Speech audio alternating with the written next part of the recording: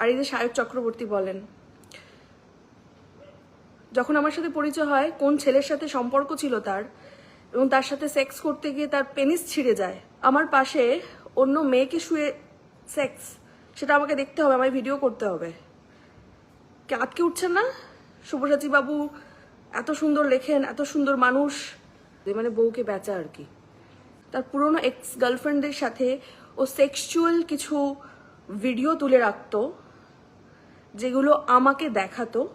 এই যে আপনারা লেখেন না যে এখনো সব্যসাচী বাবু অনেক কষ্ট পাচ্ছেন, যে ডিভোর্সটা কেন হলো সমস্তটা জানতে পারবেন। সব্যসাচীর বহু মেয়ের সাথে অ্যাফেয়ার, অনেক ধরনের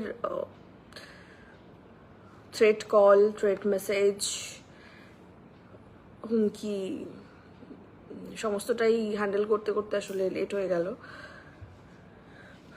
আর সব থেকে বড় কথা, মানে ধন্যবাদ, হাততালি, যে কোনো একজন মানুষের থ্রেটকেও আপনারা সাপোর্ট করলেন। আমি চাইনি আসলে এই লাইভটা, আমি করতেই চাইনি শুরু থেকে আজও পর্যন্ত। আমি কোনো কাদা চেটাচেটি চাইনি।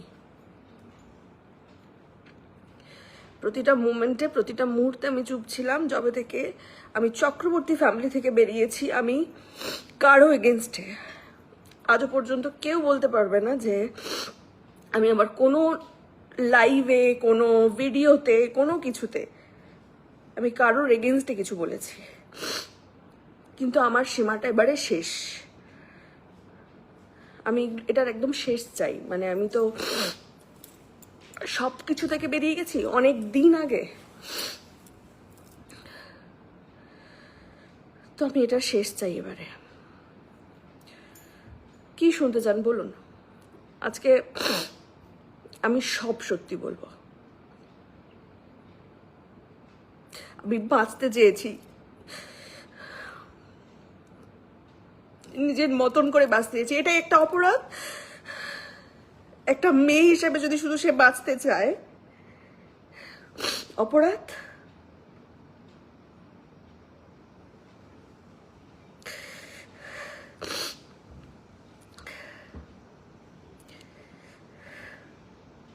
স্ক্রিপ্ট রেডি হলো? আচ্ছা, স্ক্রিপ্ট রেডি হয়নি দাদা বা দিদি যে লিখছেন। এতক্ষণ ধরে কি চলছিল তার সমস্তটা রেকর্ডিং আছে আমার কাছে। আশা করি লাস্ট যে কথাটা লেখা আছে, যে ছবিটা আমি পোস্ট করেছি, সেই স্ক্রিনশটটাও আমি পোস্ট করে দিয়েছি। সব্যসাচীর বহু মেয়ের সাথে অ্যাফেয়ার, এবং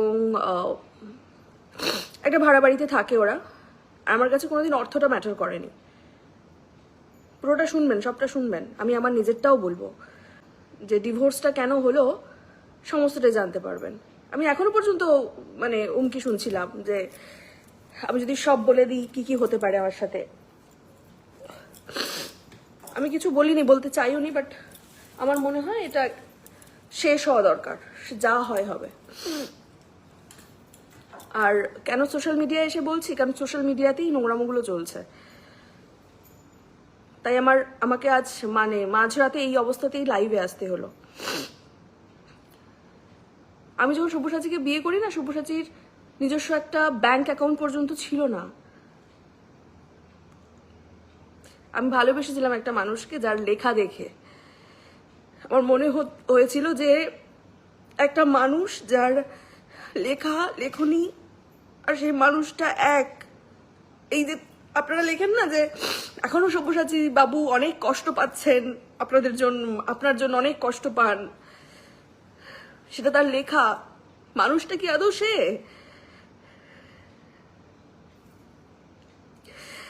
শুধু এক ছাদের তলায় না থাকলে কেউ কাউকে কোনোদিন চিনতে পারে না। আমি সেটা সহ্য করে এসেছি 7টা বছর। আমি জানি না আজকে আমি লাইভে কতটুকু বলতে পারবো, আমি চেষ্টা করব।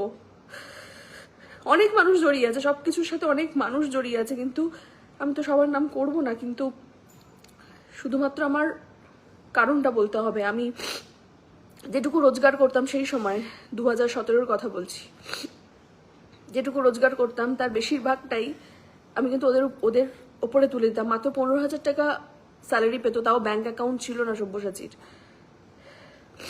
বইয়ের তলায় টাকা রেখে দিন চলতো। আমার মনে হয়েছিল যে হ্যাঁ একটা আমার তো ফ্যামিলি হবে, এটা করাই যায় না। আমার মধ্যে কোনোদিনই ওটা ছিল না যে একটা পুরুষ মানুষ একটা যদি তার একটা মেয়ে রেসপন্সিবিলিটি নিতে পারে, তো একটা মেয়ে কেন একটা পুরুষ মানুষের রেসপন্সিবিলিটি নেবে না। তো সেই জায়গা থেকে আমি কোনোদিনই হিসেব করিনি। কিন্তু এই যে বলেন না ফ্যান্টাসি, আমি জানি না আমি কতটা নোংরা জায়গাতে আমাকে আজ বলতে হবে, মুখে উচ্চারণ করতে হবে। হ্যাঁ, আপনাদের চোখে আমি খারাপ, আমি নির্লজ্জ, কিন্তু চক্রবর্তী ফ্যামিলি কি ধোয়া তুলসী পাতা? এবারে নাটকটা দেখুন।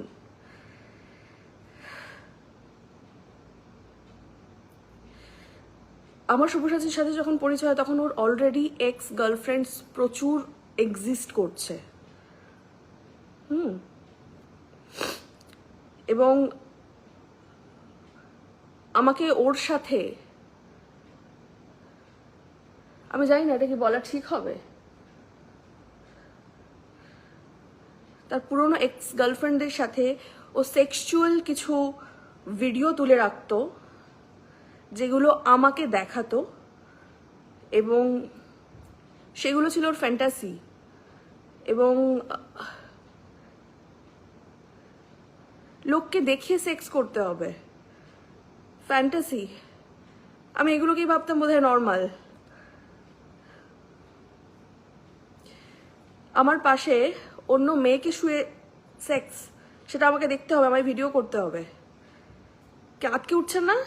সব্যসাচী বাবু এত সুন্দর লেখেন, এত সুন্দর মানুষ।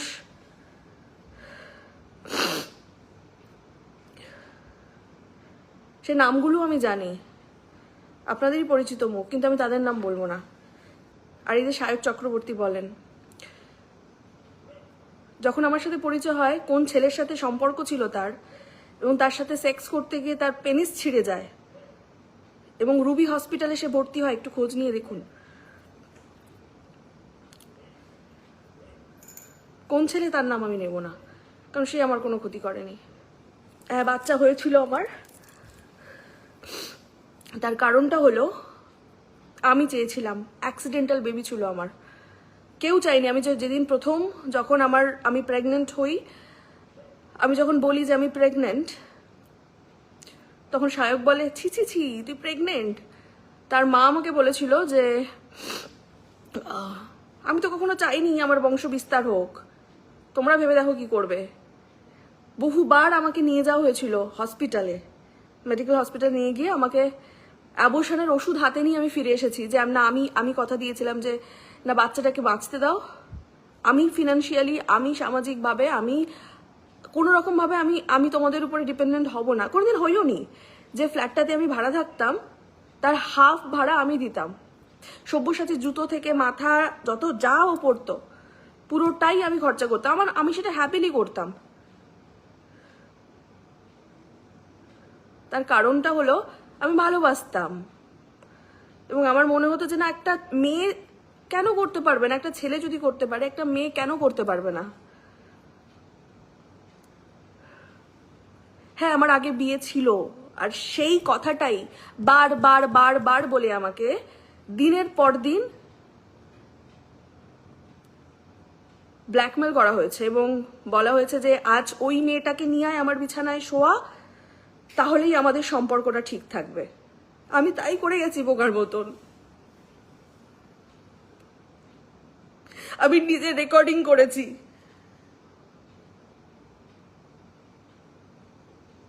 ডিভোর্সের আগে পর্যন্ত সায়ক চক্রবর্তী আমাকে বুঝিয়েছে, দেখ আমাদের এই ফ্যামিলি যে ড্রামাটা আমরা দেখাই সেটা আমাদের বিজনেস, এর থেকে বেরিয়ে যাস না, সবাই তোকে ছিছি করবে, তোকে কেউ বাঁচতে দেবে না তোকে। আবার এই সলিউশনও দিয়েছে, দাদা তোকে ভালোবাসে না কি হয়েছে, দাদা তোর অন্য ছেলে অন্য মেয়ের সাথে শুচ্ছে তো কি হয়েছে, তুই অন্য কোনো ছেলের সাথে শো, কিন্তু সম্পর্কটাকে ঠিক রাখ। লাস্ট এই কথাটাও আমাকে শুনতে হয়েছে। আজ আমার নতুন বিয়ে হয়েছে, আমি আজ সাহস করে সমস্তটা বলছি। আমার নতুন শ্বশুর বাড়ির সবাই দেখছে, আপনারা সবাই দেখছেন।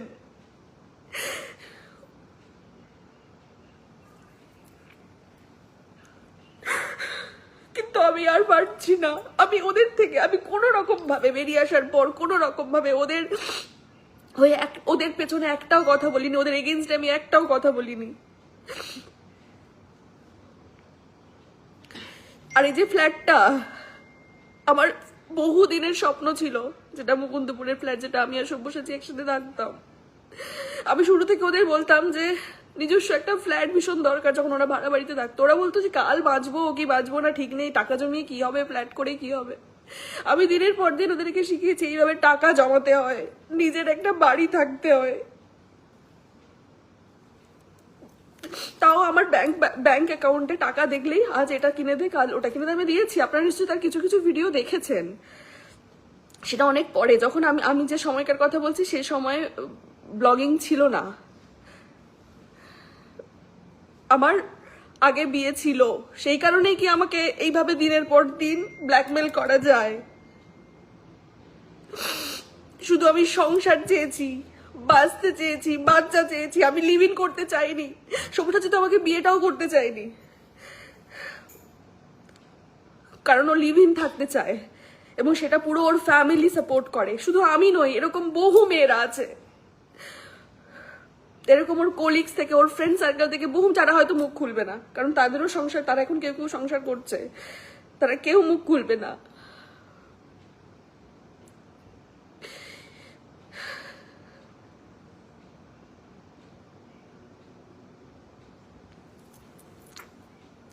আর সোশ্যাল মিডিয়া কোনোদিন আমার কোনোদিন ভালো লাগতো না সোশ্যাল মিডিয়া।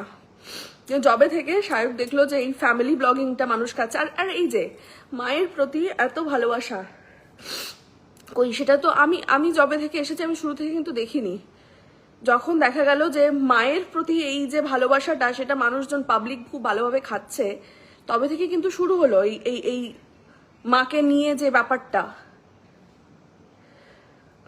এবং দিনের পর আমার মা কালো, এই যে আপনারা দেবলীনাকে দিয়ে করছিলেন না, আমি ওই পথটা বেছে নিইনি। দেবলীনার স্টোরি আমার স্টোরি একই, বাট দেবলীনাকে সে সাপোর্ট করছে আর আমার এগেনস্টে গেছে, কারণ আমি ওদের আয়ত্তের বাইরে বেরিয়ে গেছি। আমাকে কন্ট্রোল যে করতো, আমাকে প্রতিনিয়ত যে একটা থ্রেডের মধ্যে রাখতো, যে চক্রবর্তী ফ্যামিলি ছাড়া, এটা বহুবার আমাকে থ্রেড দেওয়া হয়েছে সব্যসাচী, সায়ক, যে চক্রবর্তী ফ্যামিলির বাইরে গেলে তুই বাঁচবি না। আমি করে দেখিয়েছি যে চক্রবর্তী ফ্যামিলির বাইরে গিয়েও আমি করতে পারি, কারণ আমার মধ্যে সেই ট্যালেন্টটা আছে।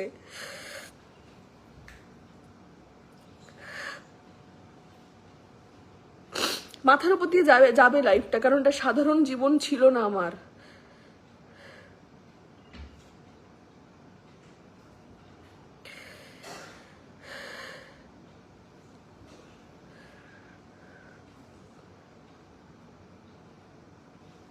না, হাসির পাত্র আমি হচ্ছি না, আমি পুরোটাই বলবো।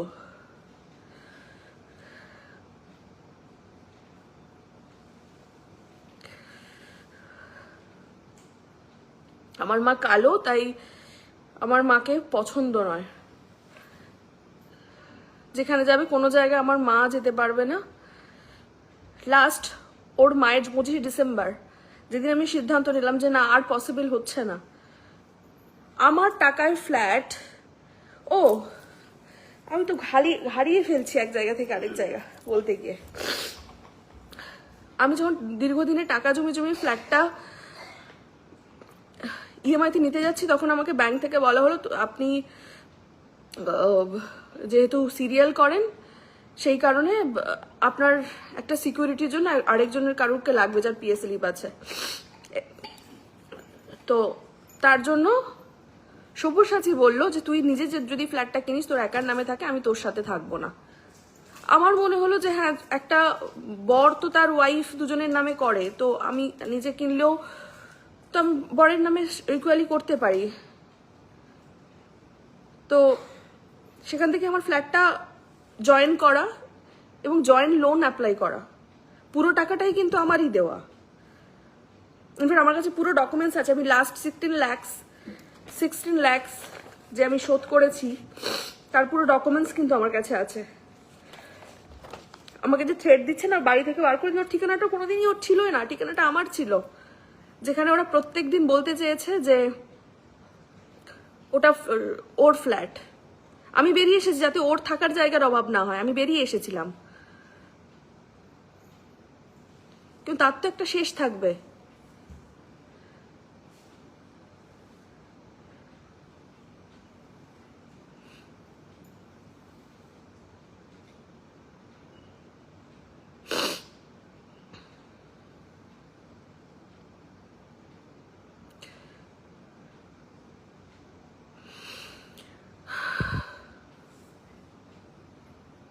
আমি কাঁদবো না, আমি আর ভেঙে পড়বো না, কারণ আমি সেই দুর্বলদের মধ্যে নই। আজ নতুন বিয়ে হওয়ার পরেও আমি যখন এতগুলো সত্যি কথা নিজের ব্যাপারেও আনতে পেরেছি, তো আমি আর কাঁদবো না।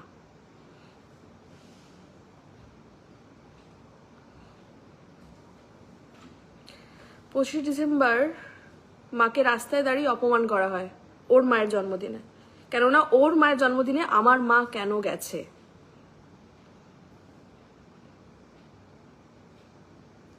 সেটা ছিল আমার কফিনের লাস্ট পেরেক।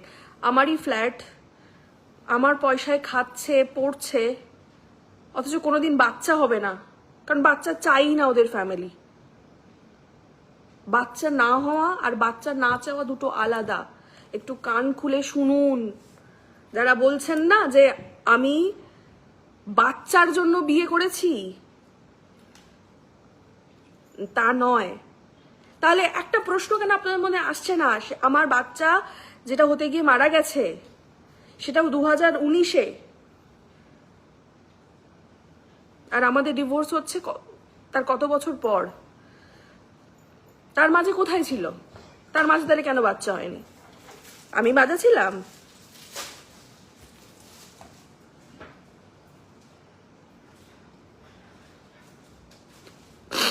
আমি প্রচুর কমেন্ট শুনেছি আপনাদের যে আমি বাজা, আমি উড়নচণ্ডী, আমি সংসার ম্যাটেরিয়াল নই। আপনারা দেখেছেন ভোরবেলা উঠে রান্না করে আমি সব্যসাচী আলাদা খেতে পছন্দ করেন, তার জন্য রান্না, আমি কাজের লোক ছিল না আমার, আমি আলাদা রান্না করে নিজের রোজগারের টাকায়। লঙ্কা তার ঝাল লাগে, আমি রান্না করে লঙ্কাটা বেঁচে তার টিফিন বক্সে রেখে দিয়ে আমি শুটিংয়ে গেছি, ফিরে আসার সময় বাজার করে বাড়ি ফিরেছি। এগুলো বলার কথা নয়, তাও বলছি তার কারণ আমি কি করেছি সেগুলো বলার জন্য, কারণ তখন ব্লগিং ছিল না।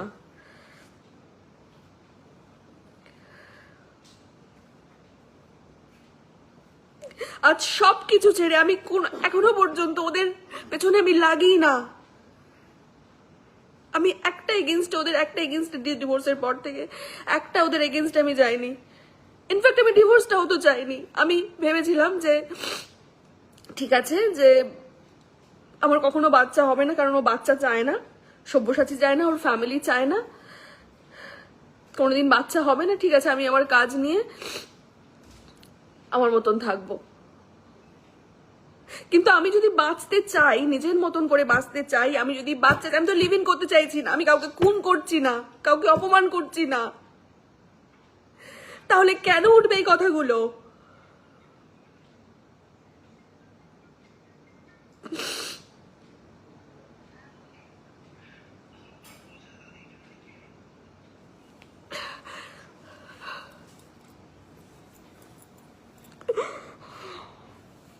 আমি আর সত্যি পারছি না, আমি জানি না এই চক্রবর্তী ফ্যামিলি, সায়ক, সব্যসাচী এরা কবে আমার পিছন ছাড়বে, আমি সত্যি জানি না।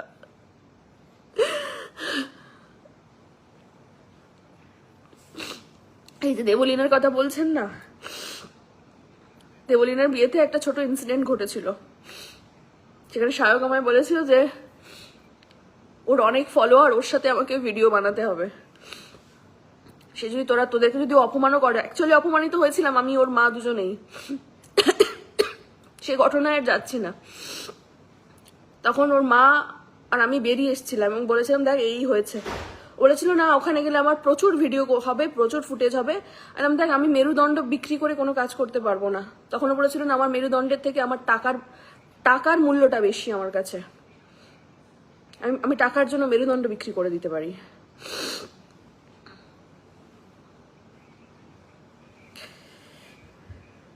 আর সব্যসাচীর কোন মেয়ের সাথে কি সম্পর্ক, হ্যাঁ আমারও সম্পর্ক ছিল, কিন্তু না, যে মুহূর্তটা আমার বিয়ে ছিল ওর সাথে আমি কিন্তু নিতান্তই শুধু সংসারই করতে চেয়েছিলাম। আমার পরিচিত মহল সকলেই জানে যে আমি সংসারটা কতটা ভালোবাসি। আমি কাজ, সংসার, বাচ্চা ইকুয়ালি মেনটেন করে গেছি।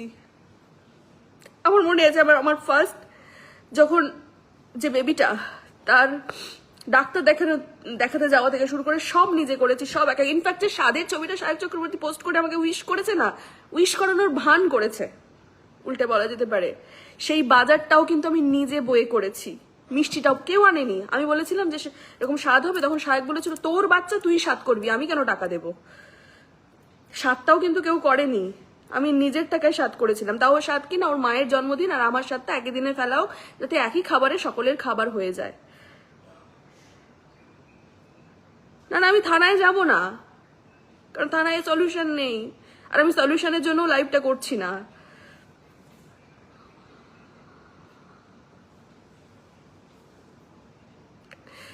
একটা সুন্দর লেখা, একটা সুন্দর গানের পেছনে যে কত বড় একটা শয়তান লুকিয়ে থাকতে পারে সেটা কোনো আইডিয়াই নেই আপনাদের, আর সেটা আমার থেকে ভালো কেউ জানে না।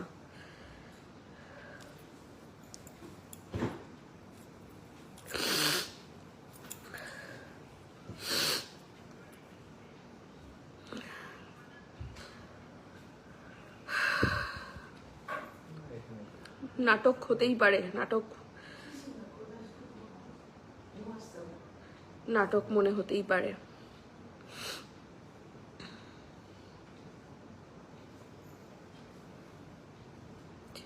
আর অনেকে আবার লিখছেন যে আমার এই বরের সাথে নাকি সম্পর্ক, তাই জন্য নাকি আমার বিয়ে ভেঙে গেছে। একদমই নয়, বিয়েটা আমার অনেক বছর আগে ভেঙে গেছে। কারণ লাস্ট 2 বছর আমার সব্যসাচীর সাথে কোনো রকম শারীরিক সম্পর্ক ছিল না, কারণ সে তখন অন্য মেয়েদের সাথে শারীরিক সম্পর্কে লিপ্ত। আমার প্রতি তার কোনো ইন্টারেস্টই ছিল না। ফলে ডিভোর্স কাকে বলে? শুধু একটা খাতায় সাইন করা?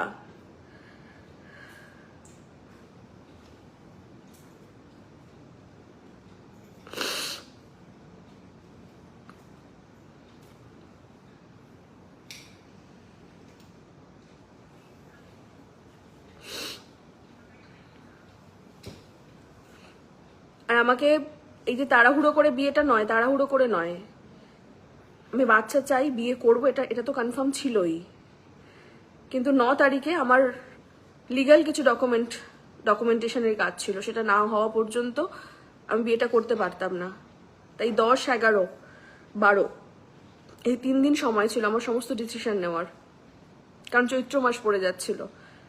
36 বছর বয়স হয়ে গেছে, তো মা তো আমাকে হতেই হবে। সেটা নিয়ে অনেক নোংরা মন্তব্য আপনারা করছেন।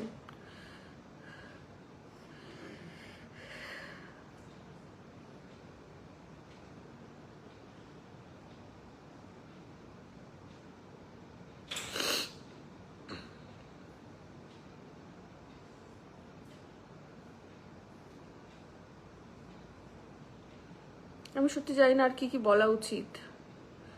আমার আসলে বাজছে এই কথাগুলো বলতে। আমি কোনোদিনই চাইনি কাদা ছেড়ে যেটা করতে। যদি জানতে সব্যসাচী ক্যারেক্টারলেস বিয়ে করতে, আমি জানতাম না তো। বা মনে করুন না আমিও ক্যারেক্টারলেস, সব্যসাচীও ক্যারেক্টারলেস, কিন্তু মনে করেছিলাম নতুন শুরু হচ্ছে, বিয়ে করে সব ঠিক হয়ে যাবে, নতুন সংসার করব, নর্মাল একটা জীবন যাপন করব। সব রকম চেষ্টা করে গেছি।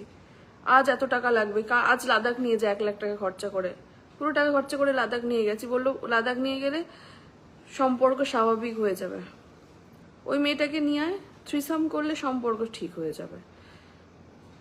এটাই নাকি মানে একটি বউকে নাকি দেখতে দেখতে বোর হয়ে যায় মানুষ, তারপর নাকি অন্য মেয়েকে ফ্যান্টাসি নিয়ে আসলে নাকি একটা সম্পর্ক আবার দাম্পত্য সম্পর্ক নাকি ঠিক থাকে।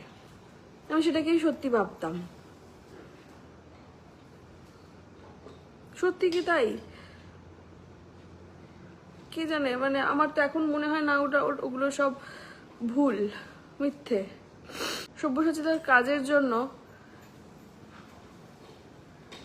কোন বসের সাথে অ্যাফেয়ার, তার সাথে বেড শেয়ার, সমস্তটাই আমার জানা।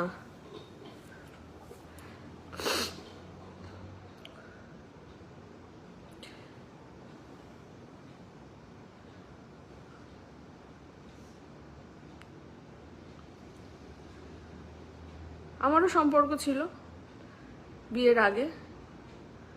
হ্যাঁ, একজন প্রডিউসারের সাথে আমার সম্পর্ক ছিল, তার নামও আমি নেব না। আমি যেরকম সব্যসাচী বা শায়কের সাথেও কারোর নাম নিইনি, তার নামও নেব না। কিন্তু সেগুলো সব বিয়ের আগে ছিল।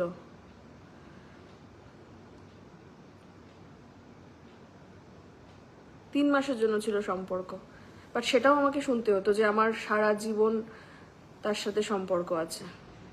ইন্ডাস্ট্রিতে কাজ করি যে, এমনিতেই তো একটা খারাপ তকমা লেগেই আছে গায়ে। কেউ কেউ লিখছেন যে একটা সম্পর্ক থেকে বেরিয়ে আর একটা সম্পর্কে কি করে চলে গেল। আপনাদের এক্সপেকটেশনটা কি, যে একটা মেয়ে দীর্ঘদিন ধরে, যদি বা 2 বছর তার সাথে আমার কোনো রকম ফিজিক্যাল রিলেশন নেই, হ্যাঁ মাঝে মাঝে একবার আমি সেপারেশনে চলে গিয়েছিলাম। আমি আর নিতে পারছিলাম না, যে এই জীবনটা আমি নিতে পারছিলাম না।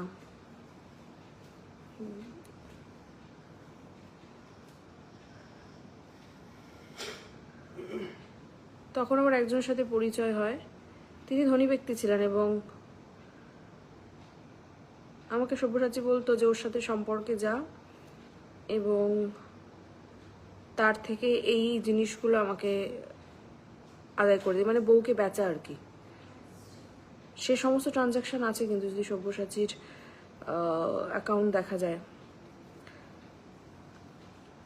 কম্পিউটার থেকে শুরু করে অনেক দামি দামি জিনিস কিন্তু নেওয়া হয়েছিল আমার দ্বারা। কারণ আমার মনে হয়েছিল যে হ্যাঁ চলো এটা করা উচিত। তারপর আমি বেরিয়ে যাই।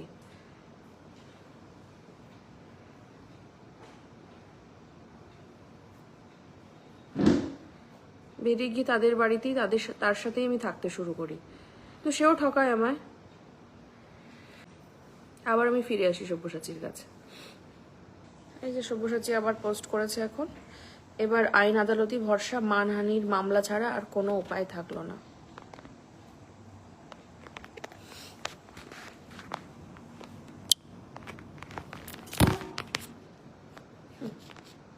আমার মানটা মান নয়।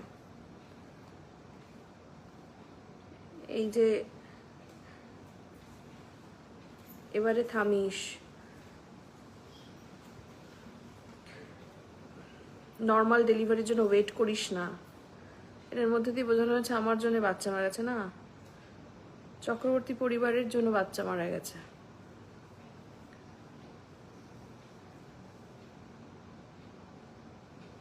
আমি সেটা কখনোই বলিনি কারোর সামনে,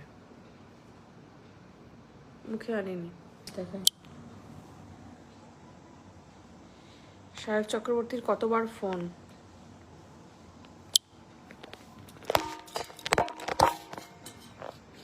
সব ঠিক করে দেব, সব ঠিক করে দিচ্ছি বলে।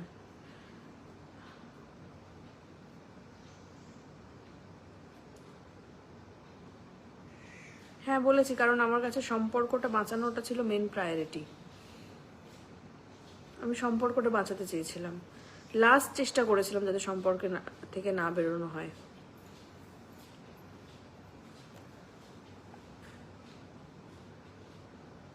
অন্ধের মতন ভালোবাসতাম সব্যসাচীকে, বেরিয়ে আসার পরেও ভালোবাসা যায়নি।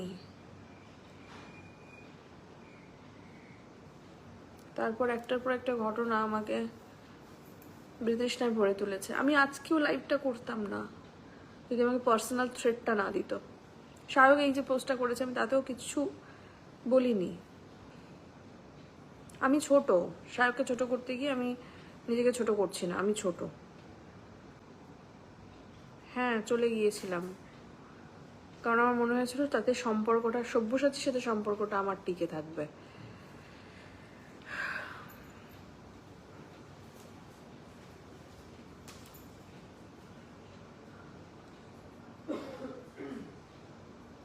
আমার তারও আগে বিয়ে হয়েছিল ব্যাঙ্গালোর, চলে গিয়েছিলাম সব কিছু ছেড়ে দিয়ে, কিন্তু সেখানে গিয়ে আমি জানতে পারি যে আমার বরের গার্লফ্রেন্ড আছে, তার বাবাকে স্যাটিসফাই করার জন্য একটা বাঙালি বউ দরকার ছিল, কাজের লোক ছাড়িয়ে দিয়ে, যেরকমটা আপনারা সিনেমায় দেখেন না, যে এখান থেকে বাঙালি কোনো মেয়েকে নিয়ে গিয়ে কাজের লোক বানিয়ে রেখে দেয়। কোনো রকম বেঁচে ফিরেছিলাম, আমার কাছে কোনো টাকা ছিল না, বাবা ফ্লাইটের টিকিট পাঠিয়েছিল লুকিয়ে, সমস্ত জিনিস ফেলে দিয়ে পালিয়ে এসেছিলাম। বোকা ছিলাম বোধহয় খুবই, এখনো আছি অবশ্য।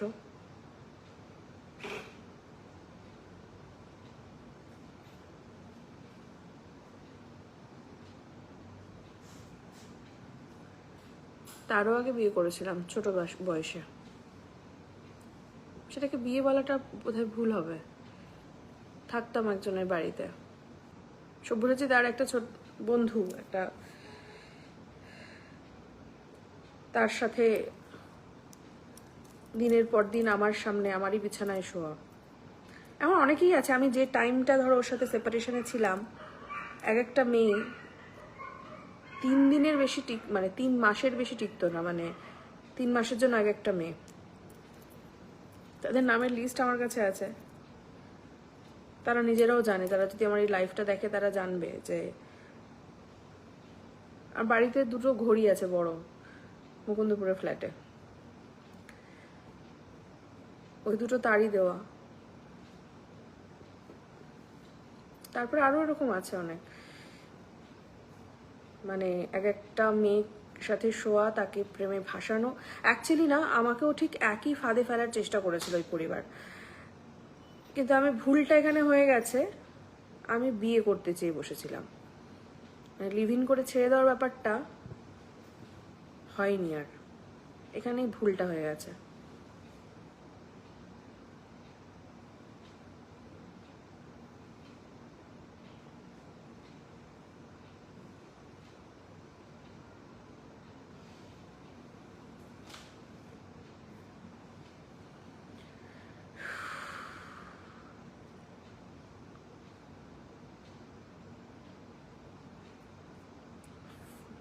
ফলে এটা বলা প্লিজ বন্ধ করুন। আমি জানি না এরপরে আপনারা অনেক কথাই বলবেন। সব্যসাচীর সাথে ডিভোর্সের জন্য আমার নতুন বিয়ে বা আমার হাজব্যান্ড বা তার সাথে সম্পর্ক কোনো রকমভাবেই দায়ী নয়, কারণ তখন শুভাশিস দে কোনো জায়গাতেই ছিল না।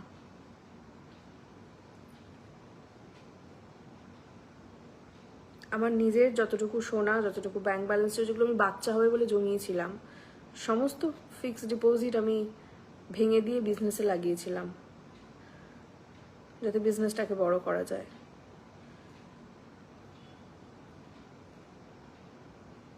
কারণ আমার হারানোর কিছু আর ছিল না। আমি কখনো ভাবিনি যে আবার নতুন করে বিয়ে করা যায়, সংসার করা যায়, বাচ্চা হতে পারে কোনোদিন, জীবনটাকে নতুন করে ভাবা যায়, এটা ভাবিনি। আমি ভেবেছিলাম যে ঠিক আছে, চক্রবর্তী পরিবার থেকে তো আমি কোনোদিন বেরোতে পারবো না, এই থ্রেড থেকে কখনো বেরোতে পারবো না। যখন যত দিন গেছে একসাথে স্ট্রাগল করতে করতে আমি বুঝেছি যে না, বেরোনো যায়। এখনো শেষ হয়ে যায়নি আমার জীবনটা। আমার রিলেশনশিপ গুনতে যাবেন না প্লিজ, প্রচুর প্রচুর রিলেশনশিপ, সব্যসাচীরটা গুনে পারবেন না, আমারটা গোনা যাবে।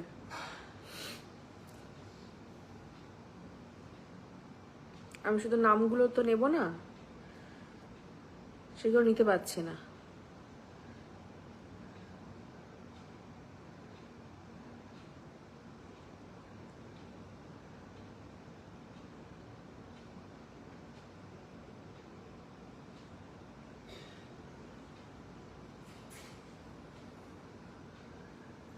সায়কের দিনের পর দিন, আর এই যে আপনারা দেখেন না, ভালো মানুষের একটা মুখোশ পরে থাকে, একে হেল্প করছে তাকে হেল্প করছে, সবটাই হচ্ছে ব্লগিং, পয়সার জন্য, পয়সার খেলা। যখন আমার ফেম ছিল না, কোনো রকমভাবেই কিন্তু আমি পাত্তা পাইনি ওর জীবনে, ওর ভিডিওতে। হ্যাঁ, ডেফিনেটলি ও আমাকে ফেসবুকটা শিখিয়েছে, আমি তার জন্য প্রত্যেকটা জায়গায় কৃতজ্ঞতা স্বীকার করেছি। তাই বলে নিজেকে বেঁচে দাও না। আর এই যে কি লেখাটা লিখেছিল, কি আমার এখনকার বরটাকেও ও খুঁজে দিয়েছে। কিভাবে খুঁজে দিল বলুন তো? আজ আমি একটা ব্র্যান্ডের প্রমোশন করছি, হঠাৎ করে আমার কাছে কেউ রেফারেন্স চাইলো যে আরেকটা অ্যাড আছে, তুই কি এরকম, আপনার কি কোনো জানাশোনা কেউ আছে? সে হয়তো বলে দিল না, এরকম মেডোকার্ডের আমি প্রমোশন করছি, তুই কি করবি? বললাম হ্যাঁ করব।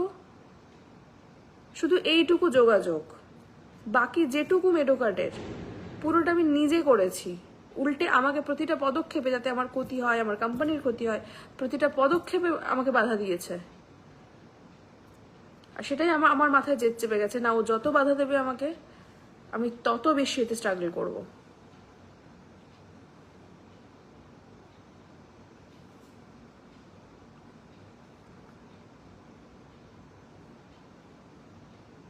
চক্রবর্তী পরিবার থেকে বেরিয়ে গেলে আমাকে কেউ বাঁচতে দেবে না, কারণ সবাই জানে সায়ক চক্রবর্তী, সব্যসাচী চক্রবর্তী খুবই ভালো মানুষ। এরকমটা বলেছে আমাকে দিনের পর দিন। না, আমি রোজগার করতে আর ব্লগ বানাই না। আমি ব্লগ বানাই কাউকে ছোট করে নয়। কতটা আমি উলুবনে মুক্ত ছড়ালাম জানি না, আমার যেটুকু বলার ছিল আমি বলে দিয়েছি, হয়তো পুরোটা বলতে পারলাম না।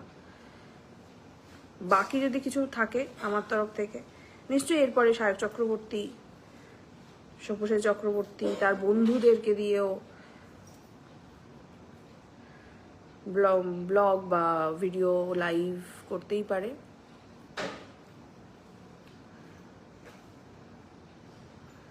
সেখানে শুধু আমারটাই জানবেন।